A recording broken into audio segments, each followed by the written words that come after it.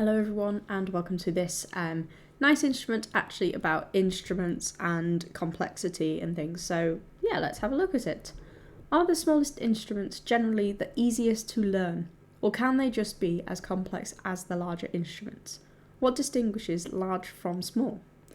First of all, I would say in response to the first question, smaller instruments can often be actually a lot more things going on in a small space, so that can actually be more difficult. Think of taking, for example, Lego, right? We've got Lego as we know it, the normal standard size Lego. You have Lego Duplo, which is for children, and then you've got this Lego Nano completely on the other side of the scale. And what you end up working with there is you've actually got the big Lego the Duplo that you can, just sort of give it a go and it works. It's designed for children, it's designed for young people that they haven't developed their motor skills very well yet. So they can just essentially go and it's together, right? It doesn't take much doing. They don't have to line it up very much. Then when they progress on to being, 6 years old or so, or even a bit younger, depends on how well they develop these skills, they move on to Lego as we mostly know it. And they can start, they might have to try a few times to get those bits to line up, but then they can put the pieces together. But it's more difficult.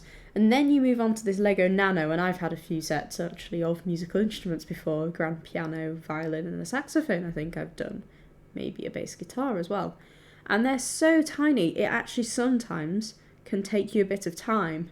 And obviously there's so much going on in that tiny little thing. You've got like hundreds of pieces, not hundreds, but over 100 pieces, and it's just like this tiny little ornament you make. So it's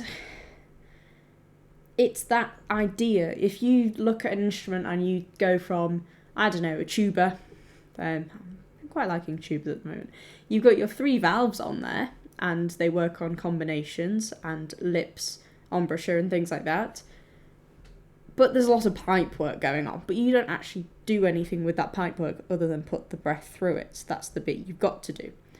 And then you power, obviously, the fingers, your valves. Then you move on to things like a clarinet. Clarinets are very mechanical, and they're smaller, but they're still quite sizable, and you've still got to be able to move your hands around all these different keys. And then you move on to something like a flute, similar idea. And then if you squish down even more to a piccolo, they're not that mechanical, but there's still a lot going on in just that tiny little bit. They're not much bigger than like this. So just because it's a smaller instrument, not easier to learn, but again, very subjective. Different instruments are very different. If you pick up something like a tin whistle, you're limited on notes because they're sold by scales. Not sold, but made in scales. So you get a D major tin whistle. So you can only play D, E, F sharp, G, A, B, C sharp, D over several octaves. They're not very mechanical. They're just literally a stick with some holes in. You just put your fingers on them. But they're still difficult to learn.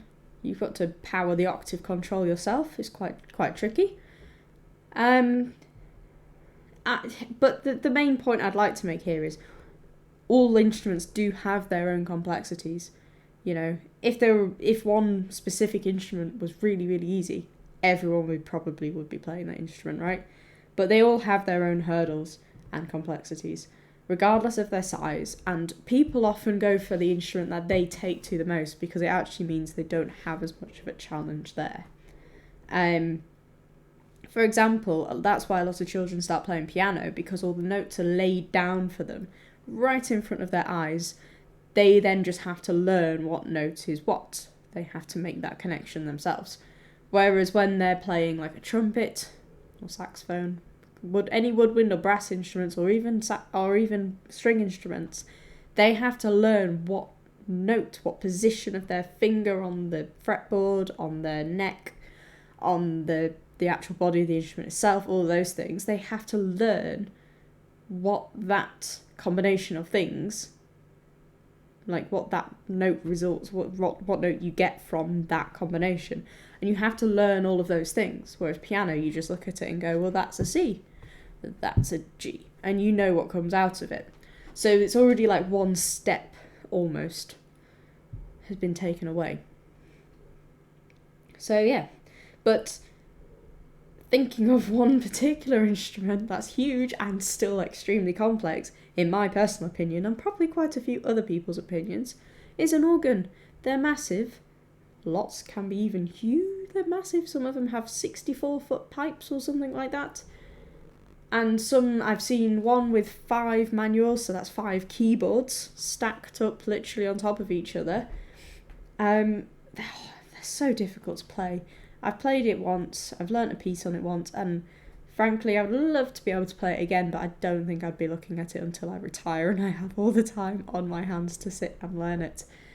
They're very complex. Your feet have to do lots of work, your hands have to do lots of work, not just on the manuals themselves, but you have to pull out the stops and put them back, during pieces as you go.